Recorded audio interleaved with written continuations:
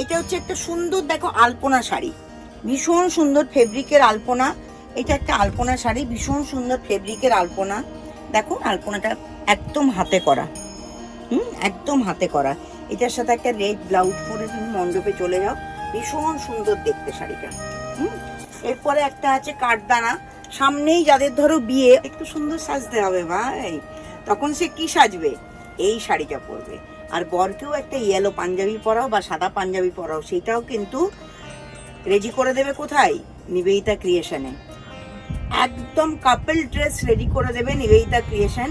নিবেদিতা সুন্দরভাবে দুজনে জুড়ি ড্রেস বানিয়ে দেবে। এটা হচ্ছে সেই শাড়ি। আরেকটা ইয়েলো শাড়ি দেখাই, লখনৌ চিকন।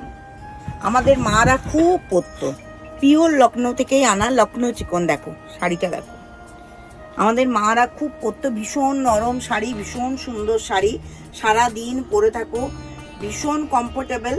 ব্লাউজ পিস তো আছে, তাছাড়াও কেউ যদি ম্যাজেন্টা বা ডিপ গ্রিন ব্লাউজ দিয়ে পরতে চায় তাও সে পরতে পারবে। এটা আছে একটা গুজরাটি স্টিচের শাড়ি, এটাও ইয়েলো অ্যান্ড তুতে কম্বিনেশন। এটাও একটা গুজরাটি স্টিচের sari, yellow and green combination, yellow and তুতে কম্বিনেশন। এটা হচ্ছে তার ব্লাউজ পিসটা, ভীষণ একদম বললাম না পিওর বাসন্তী কালার। কেউ যদি এই শাড়িটা পরে যায় ভীষণ সুন্দর দেখতে লাগবে। সিম্পল সাজো, শাড়িটা হোক সুন্দর, সাজটা হবে সিম্পল। বড় বড় কানে, চোখের ওপরে কালার এসব না লাগিয়ে সিম্পল সাজো, শাড়িটা হবে একটু সোবার সুন্দর দেখবে, নারীকে আরো বেশি অপরূপা নারী করে তুলবে।